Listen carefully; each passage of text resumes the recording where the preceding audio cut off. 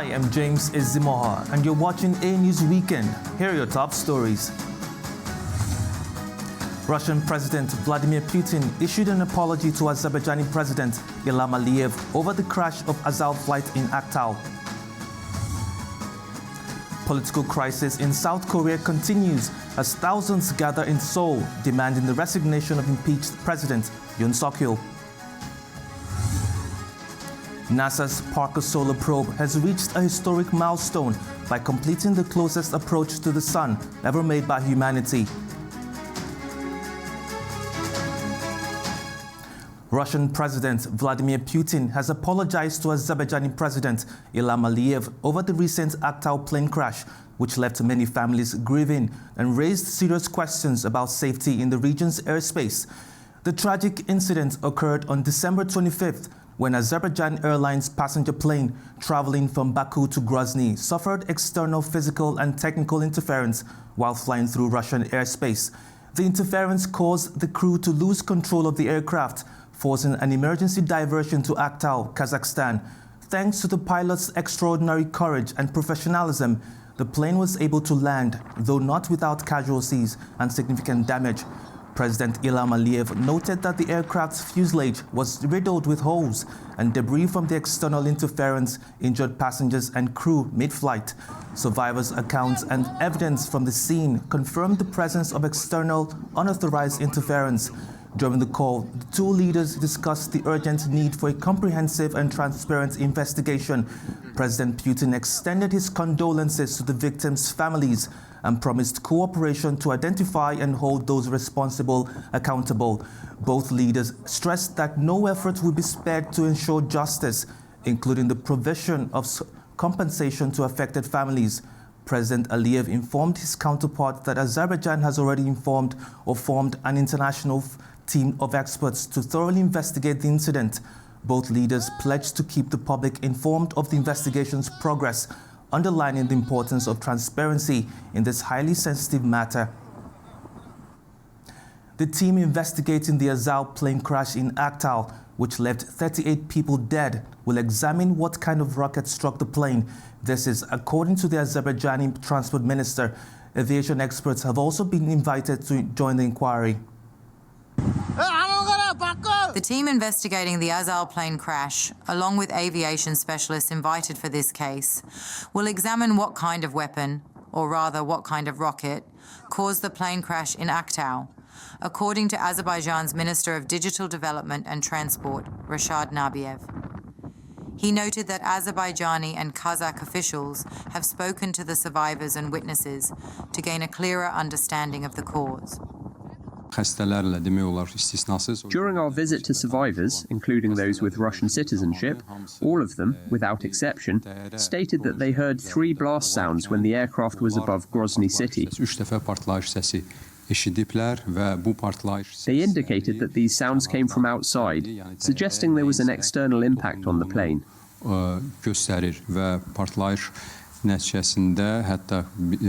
As a result of the blast, one of the flight attendants sustained injuries to her hand,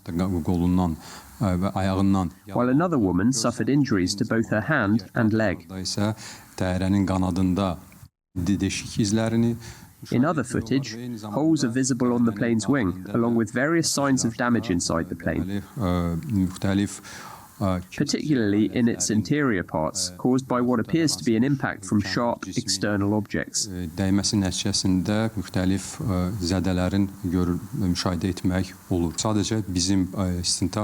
Our investigation team, along with aviation specialists invited for this case, will now examine what kind of weapon, or rather, what kind of rocket, was used.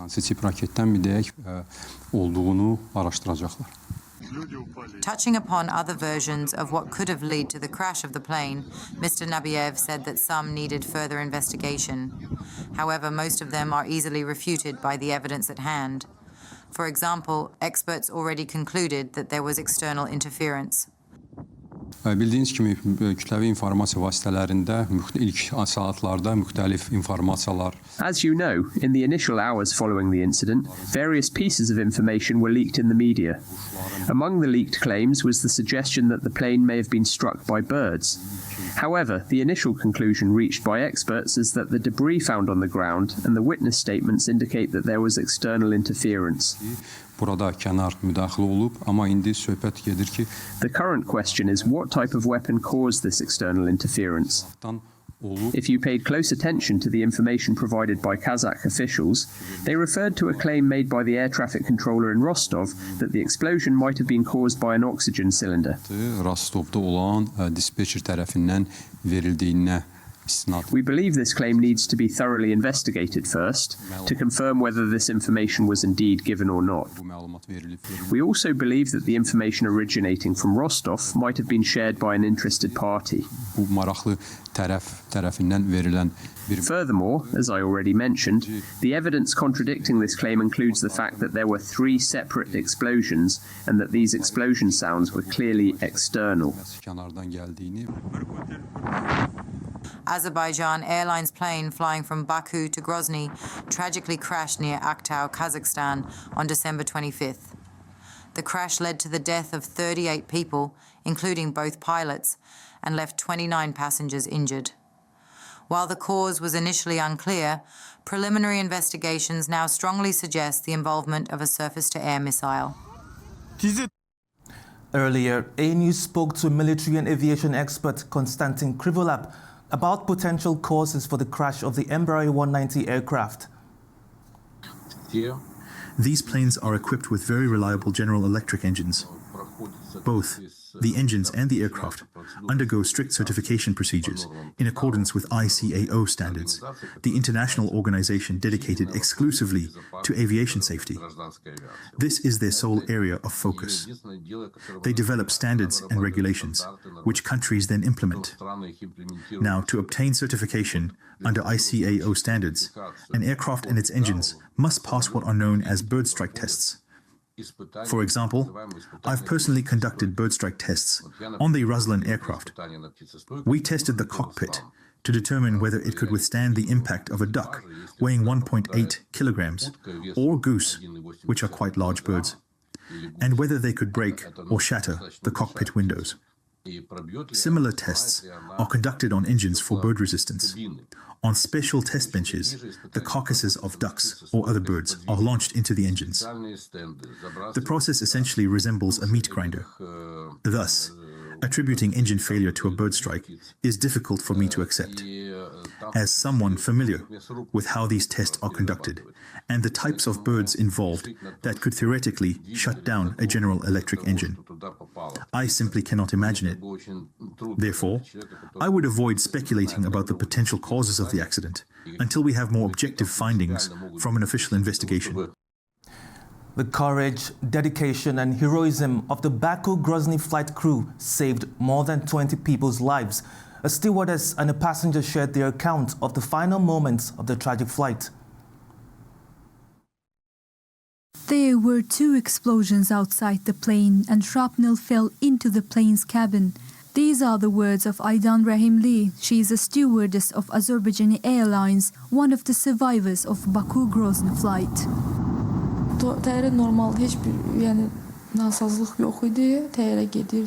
The plane was in good condition. There was no malfunction. It attempted to land at Grozny Airport once, but it didn't succeed. It tried a second time, but again, it was unsuccessful. On the 3rd attempt, the plane was struck from the left side. At that moment, oxygen masks dropped down.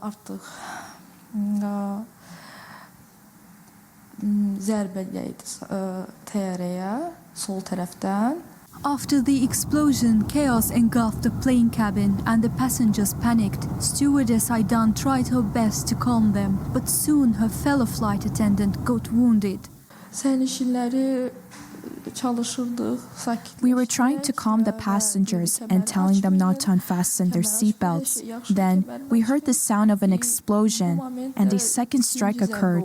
After the second strike, our flight attendant, Mr. Zulfagar, was injured in the arm. I provided first aid and gave him water. Those moments were very stressful because he could have lost a lot of blood, and it was necessary to stop the bleeding. ilk yardım gösterdim, su verdim. And that is when emergency landing was announced by pilots, and lead flight attendant Hakuma started to give instructions to cabin crew and passengers. Bəli, nə etmək bilirəm, normal olacaq. Lead stewardess asked, "Do you know what to do as a first aid?" And I said yes. She said, "Okay, then we are making an emergency landing, but it should have been a normal emergency landing. We did not know what's going to happen." Ms. Hakuma explained to the passengers all the necessary information about the situation. She said, "Everything is going to be fine." Kəmərləri bağlayın, hər şey yaxşı olacaq, Hökümə xanım deyirdi. Aydan says she was at the very back of the plane, at the place of service of flight attendants. In the last minutes, she only saw the passengers who were in the brace position, according to emergency landing rules. Faciəli momentlər ən axırda oldu. The plane continued to fly, searching for a place to land. It wasn't working. It kept ascending and descending. The most tragic moments were at the very end. At that moment, the plane started rapidly descending. We were all seated, removed the mask, and tightened our seatbelts. I lowered my head and sat in the brace position. The plane was still descending. Then I was thrown to the right, then to the left. The seatbelt held me in place. When I opened my eyes, the plane was upside down. Getmişdi. Baş ayaq elə bir getmişdi. Mən də elə qalmışdım. Seatbelts fastened stewardess to her seat, and she stayed there until very end. Aydan Rahimli says they did not know where they landed. When she got out of plane, people were already there to help, and it was then Aydan heard that they are in Aktau, Kazakhstan. Stewardess of Azal says it is a miracle that half of the people survived the crash. One of these survivors already recorded his last-minute prayers. Passenger Supankul Rakimov said he had begun to recite prayers and prepare for the end after hearing the bang. I wasn't even sure that I would stay alive. I already thought that it was all over. After the bang, I already got my mindset that something bad would happen now, because it was clear that the plane had received damage. I was conscious when I felt the impact. I was being thrown back and forth. It all lasted for a few seconds, and then silence. Everything was quiet, and I realized that was it. We had landed. Eventually, Baku-Grozny flight had landed. For some, it was the last destination, while for the others, Aktau will be a place of rebirth to the second life.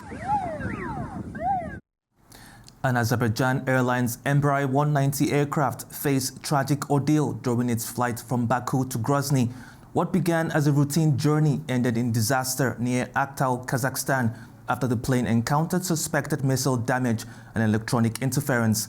Despite the challenges, the heroic actions of the crew saved 29 lives, making their efforts a beacon of hope amidst the tragedy.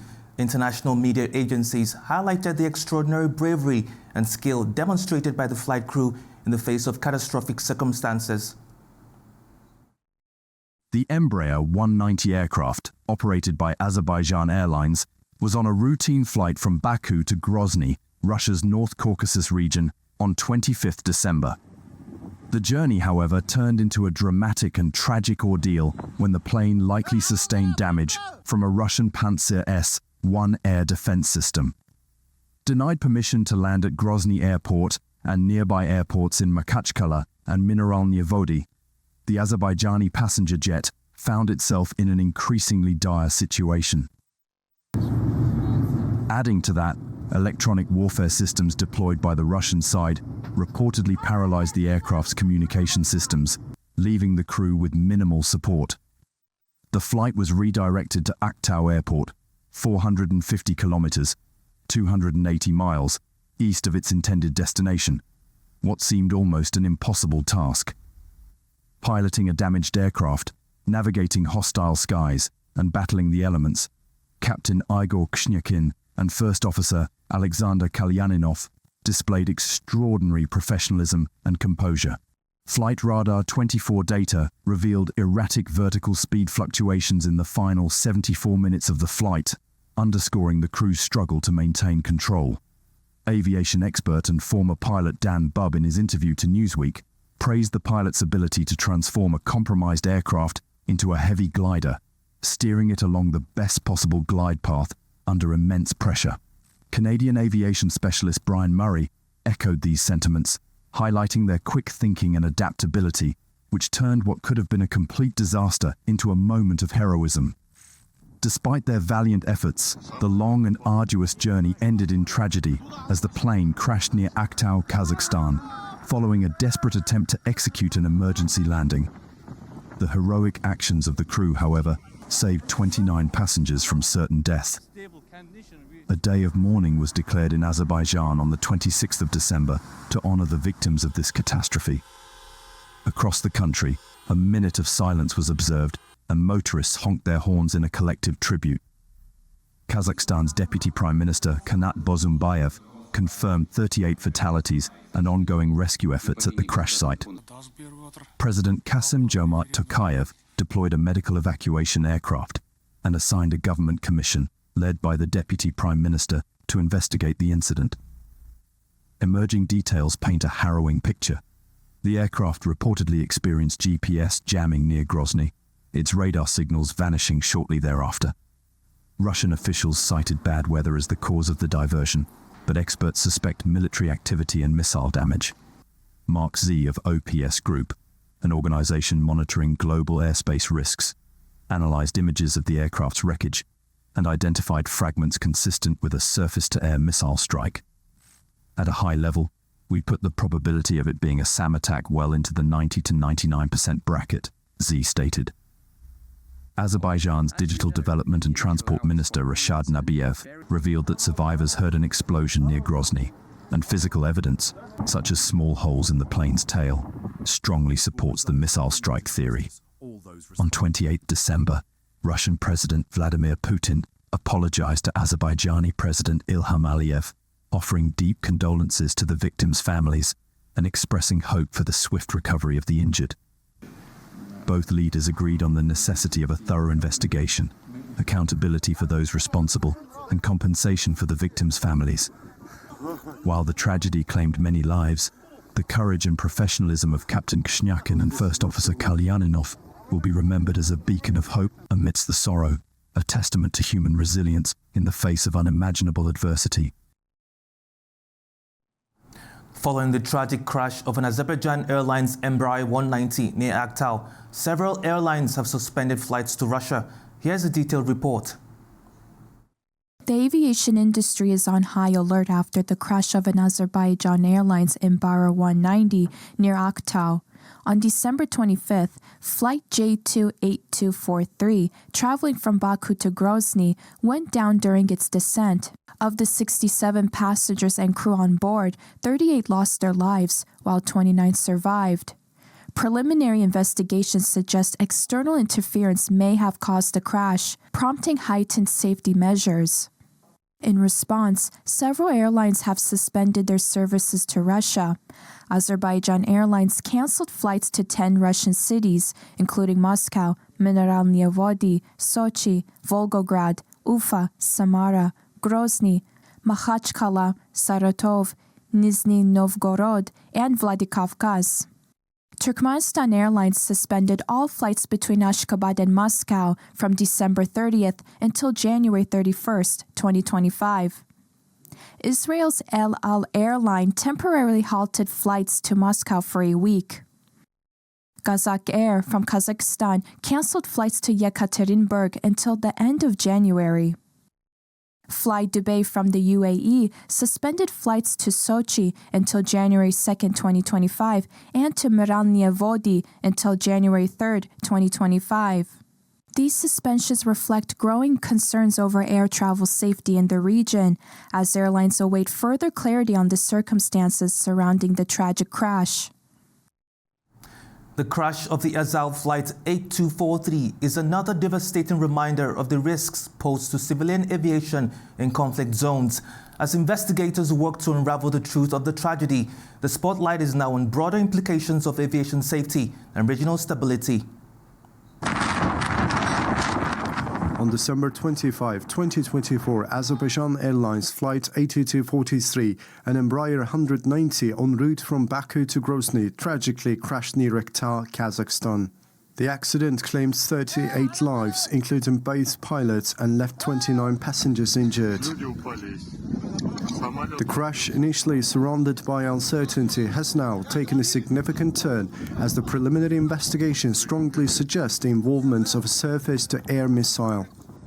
The flight departed from Baku at 7:55 local time. Due to dense fog at Grozny airport, the plane was redirected. Reports from the flight's final moments indicate GPS interference near Grozny, a phenomenon previously documented in the region. The aircraft diverted towards Aktau, Kazakhstan, but disappeared from radar at 8:40. It reappeared later, showing erratic altitude and speed changes before attempting an emergency landing near Aktau around 11:30. According to an AnewZ exclusive, the preliminary investigation confirms that Flight 8243 was likely hit by SAM during its flight over the North Caucasus. Expert analysis and multiple sources suggest shrapnel-like damage on the fuselage, consistent with an air defense missile strike. This conclusion aligns with ongoing regional tensions and heightened Russian military activity due to Ukrainian drone incursions. Matt Borey, Chief Intelligence Officer at Osprey Flight Solutions, told the Wall Street Journal, "Video of the wreckage and the circumstances around the airspace security environment in southwest Russia indicates the possibility the aircraft was hit by some form of anti-craft fire." Justin Crump from Zipline, a risk advisory company, told the BBC Radio 4, "It looks very much like the detonation of an air defense missile to the rear and to the left of the aircraft, if you look at the pattern of shrapnel that we see." Military expert Yan Matveyev told Euronews that without serious evidence, it is difficult to assume anything other than an anti-craft missile caused the attack. He noted the damage suggests fragments from Pantsir S-1 missile or a similar system with small warheads. Mark Z of OPS Group stated that analysis of the plane's fragments strongly indicates a surface-to-air missile strike, estimating the likelihood at 99%. Kazakhstan is leading the investigation with international support. The aircraft's black box has been recovered and its data is being analyzed. While the Kremlin has cautioned against premature speculation, aviation analysts stress the need for transparency. A spokesperson for Kazakhstan's aviation told earlier, "We are working closely with international partners to ensure that the cause of this crash is identified. Every effort is being made to analyze the black box data and other evidence collected from the crash site." Azerbaijani Minister of Digital Development and Transport Rashad Nabiev, on his part, has said that the plane crash was seemingly caused by what appears to be an external impact and that the investigation team, along with aviation specialists invited for this case, will examine what kind of weapon, or rather, what kind of rocket was used. The crash has sparked global concern. Azerbaijan declared a day of mourning, with President Ilham Aliyev extending condolences to the victims' families. Airlines such as El Al have since reviewed their routes over Russian airspace, underscoring the broader implications for aviation safety. As the investigation progresses, the emerging evidence overwhelmingly supports the theory of SAM strike, potentially due to misidentification amidst regional tensions. AnewZ continues to monitor the situation, providing expert insights and updates on this developing story. We would like to remind you that earlier, Russian President Vladimir Putin apologized to Azerbaijani President Ilham Aliyev over the recent Aktau plane crash, which left many families grieving and raised serious questions about safety in the region's airspace.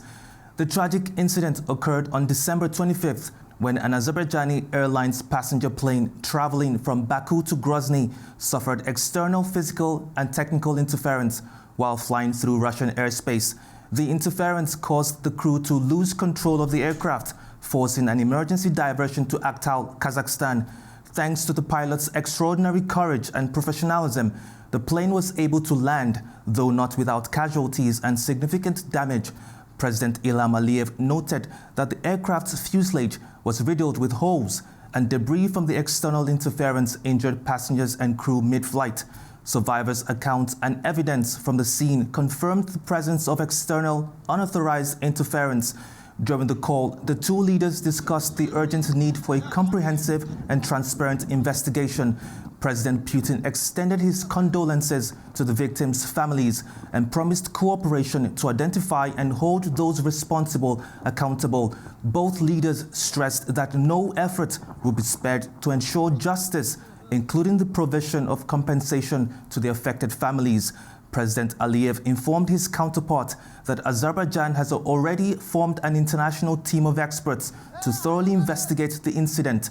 Both leaders pledged to keep the public informed of the investigation's progress, underlining the importance of transparency in this highly sensitive matter. Ukraine's President Volodymyr Zelensky says North Korean troops fighting in Russia's Kursk region are encountering heavy losses.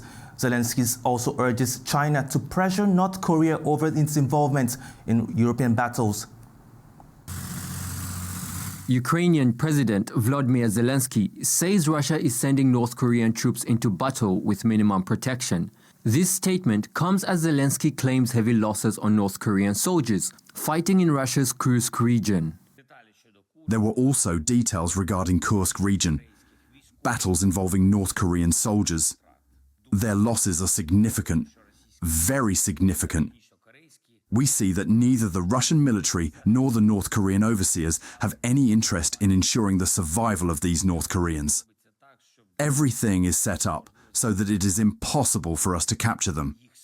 There are instances where they are executed by their own forces. Russians send them into assaults with minimal protection. Zelensky also calls on China to use its influence to keep North Korea from participating in European battles. The Korean people shouldn't lose their lives in battles in Europe.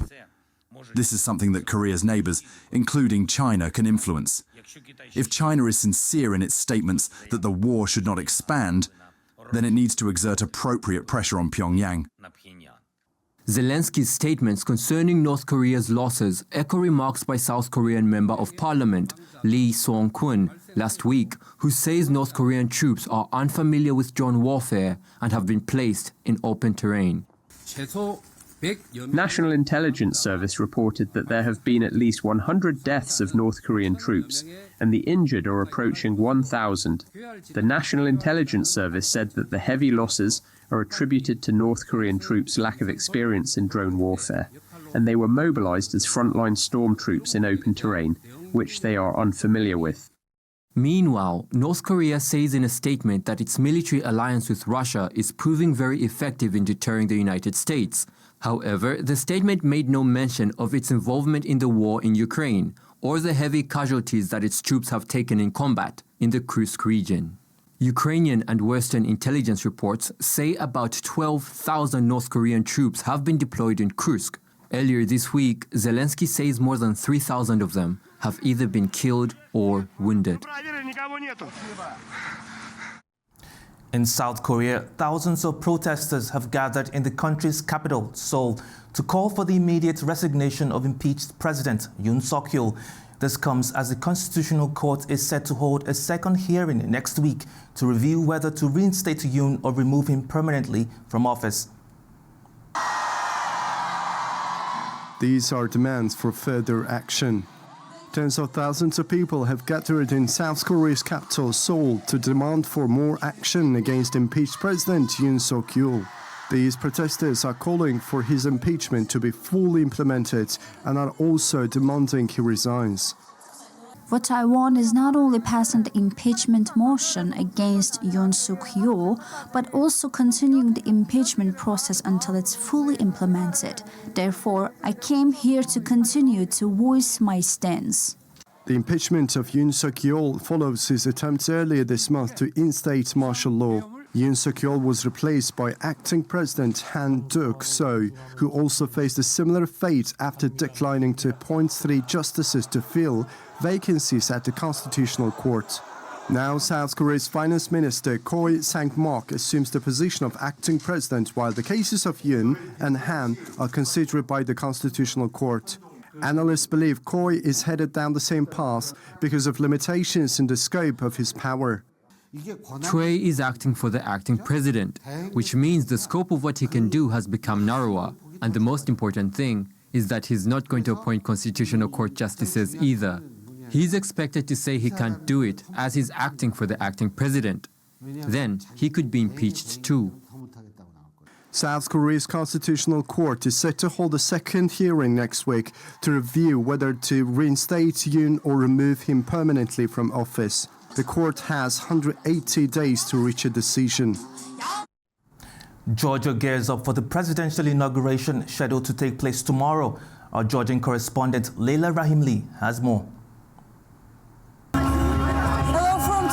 Today we are witnessing important developments in the country that will shape its political and social landscape. Tomorrow marks the inauguration of Georgia's newly elected president, Mikhail Kevelashvili. Prime Minister Irakli Kabakhidze expressed confidence in Kevelashvili's ability to fulfill his presidential duties with great dignity over the next 5 years. However, the inauguration is being overshadowed by growing public discontent. From the past months, hundreds of thousands of Georgians have been participating in pro-European protests calling for new parliamentary elections and a government change. Today at 3 p.m., citizens in Tbilisi and at least 9 other cities joined hands to form chains of unity, symbolizing their demand for a Euro-Atlantic future. Following this event, protesters gathered on Rustaveli Avenue, where police are heavily mobilized to ensure order. President Salome Zurabishvili joined the Human Change Initiative, standing alongside thousands of demonstrators. Meanwhile, Prime Minister Kabakhidze dismissed the protests, comparing them to similar rallies held during Zurabishvili's own inauguration 6 years ago. He criticized the opposition and even the president herself, calling their actions ridiculous. He emphasized that despite the unrest, the inauguration ceremony would proceed as planned tomorrow. Another major development, the imposition of U.S. financial sanctions on Bidzina Ivanishvili, an honorary chairman of ruling Georgian Dream Party, announced yesterday at 8 p.m. Tbilisi time. Ivanishvili's name now appears on the Office of Foreign Assets Control list. According to the U.S. Treasury Department, these sanctions are part of the broader package targeting Russia. The sanctions freeze all of Ivanishvili's assets under U.S. jurisdiction and prohibit American companies and citizens from engaging in financial or commercial activities with him. The U.S. accuses Ivanishvili of advancing Kremlin interests and denying Georgia's European Union aspiration, which they argue contradict the Georgian constitution and the will of its people. Prime Minister Kabakhidze responded by claiming that Ivanishvili has been under de facto sanctions for 3 years, adding that this latest decision changed nothing. He describes that sanctions as a reward for Ivanishvili and Georgia for saving the country and keeping it out of the conflict in Ukraine. Tomorrow is a big day for Georgia. The people don't view the government or the new president as legitimate. Protesters have been ongoing for a month. Zurabishvili, however, refers to herself as the sole legitimate authority and has declared that she will not abandon her duties. As the country faces this critical moment, all eyes are on Georgia to see how these political tensions will unfold and what impact they will have on its future. And that's the latest updates for now. I am Leila Rahimli reporting from Tbilisi, AnewZ. The United Nations has warned of escalating risk in Syria, with a special envoy stressing the urgent need for inclusive governance and ceasefire efforts. Meanwhile, rebel-led authorities report deadly clashes with pro-Assad forces near Tartus port city. At the United Nations, Associate Spokesperson Stephanie Tremblay detailed the Security Council's discussions on Syria, highlighting Special Envoy Geir Pedersen's remarks. He reiterated to members of the Security Council this morning that the key principles of Security Council Resolution 2254 have wide consensus. The transition there should be Syrian-led and owned, ensuring credible, inclusive, and non-sectarian governance, including also constitutional reform, the holding of free and fair election, and the meaningful participation of women. Tremblay also conveyed Pedersen's deep concerns over potential escalations and called for the immediate cessation of aggression. Syria's sovereignty, its territorial unity and integrity must be restored, and all acts of aggression must cease immediately. On the ground, Syria's new rebel-led authorities report that 14 Interior Ministry troops loyal to ousted President Bashar al-Assad were killed near Tartus, with 10 others wounded.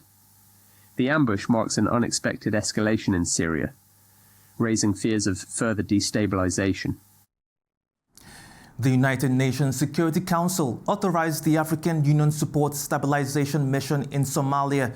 This mission will replace the larger African Union anti-terrorism operation starting January 1st, 2025. The United States abstained from the UN Security Council vote, citing financial concerns, while the other 14 members voted in favor of the resolution. Since the conflict with Ethiopia began in 2006, Somalia's security has relied on foreign resources, sparking an insurgency that has claimed thousands of lives. In business and economic news, U.S. holiday sales exceeded expectations this year, driven by generous discounts and last-minute shopping. However, retailers had to get creative to meet the demands of cautious consumers.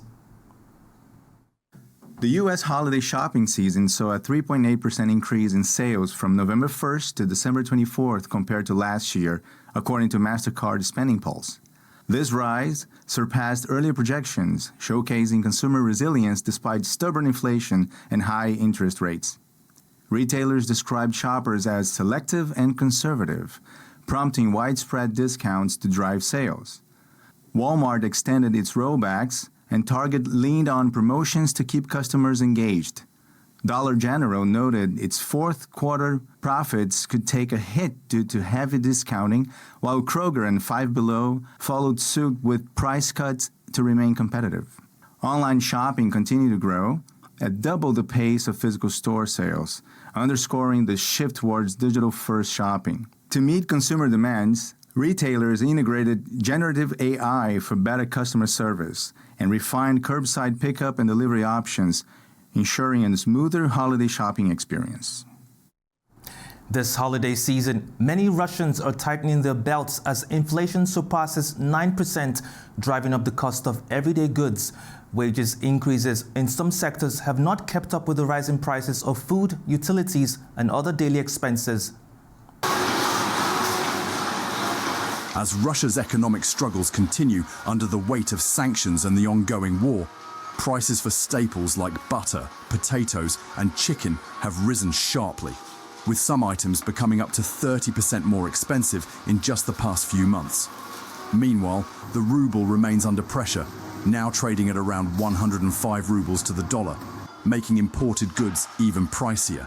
In Omsk, prices have risen sharply, and residents highlight that the amount of products you could buy for $20 is drastically different this year.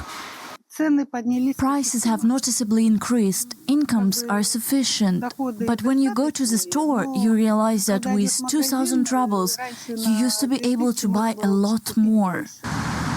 Residents in Yekaterinburg acknowledge the rising costs but are adjusting to their new reality. Everything got more expensive. Everybody knows everything, but everything is available. People try to live by their means. Prices are rising. Everything's become more expensive. We cannot influence it. We just live with it and adapt. In St. Petersburg, even the cost of Christmas trees has become a luxury for many. There are people that need a tree who don't even ask the price. They just buy one. And there are people who, even when we offer discounts, they say they can't afford it. I wish everyone season's greetings, all the best, and that next year, everyone can afford a tree. In Moscow, ordinary goods like bread have seen prices nearly double, with a loaf now costing half of the dollar compared to 20 cents earlier this year. Public utilities are getting more expensive, taxes are getting higher. It's very noticeable. When you go to the shop, a loaf of bread that once cost 20 rubles now costs 50 rubles. Such things are very well noticed. Despite real wage growth in sectors like defense and technology, inflation has far outpaced income increases, with prices expected to end the year at 9.8%. Projections suggest inflation will peak in April 2025 before starting to decrease. While the central bank has kept interest rates high at 21%, borrowing costs remain elevated, with mortgage rates reaching as high as 30%, cooling demand in the housing market. With sanctions continuing to limit access to foreign goods and services, Russia's economy remains under significant strain, and the financial challenges for its citizens look set to persist into the new year. In science and technology news, Turkey has achieved a significant milestone in space technology. Turksat 6A, the nation's first domestically produced communication satellite, has successfully reached its designated orbit. Here's more on the story. Turksat 6A has settled into its geosynchronous orbit at 42 degrees east, as confirmed by Turkey's Minister of Transport and Infrastructure, Abdülkadir Uraloğlu. The satellite began its journey on 9th of July from SpaceX Cape Canaveral launch site and reached a temporary orbit at 50 degrees east on July 20. After passing rigorous payload tests, the satellite was positioned in its final orbit 35,786 kilometers above Earth on December 27 at 05 Turkey time. Minister Uraloğlu described Turksat 6A as Turkey's largest research and development project, highlighting its significance for the country's space ambitions. Developed with domestic companies such as Aselsan and TÜBİTAK Uzay, Turksat 6A showcases Turkey's capability in satellite production. The satellite expands Turkey's communication coverage to new regions, including Southeast Asia, increasing its global reach from 3.5 billion to over 5 billion people. Turksat 6A solidifies Turkey's position as a regional leader and growing global player in space technology. Still on space news, NASA's Parker Solar Probe has reached a historic milestone after it completed the closest approach to the Sun ever made. The mission promises to unlock new secrets about our closest star. NASA's Parker Solar Probe has achieved a groundbreaking milestone, making humanity's closest approach to the Sun yet. The probe flew just 3.8 million miles from the Sun's surface, entering the corona, the Sun's outer atmosphere. NASA confirmed the spacecraft's success with a green beacon signal proving its safe passage through the extreme conditions. Dr. Joe Westlake, NASA's heliophysics director, described the achievement as historic. Today we got back very late at night, last night about 11:50 p.m. Eastern time. We got back a green beacon from the Parker Solar Probe spacecraft indicating that it successfully completed humanity's closest approach to a star, closest ever flyby to the Sun. And really just an amazing achievement. We were able to actually fly through the upper atmosphere, the corona of the Sun, which is just an amazing thing if you think about it. Launched in 2018, the Parker probe uses Venus gravity to tighten its orbit.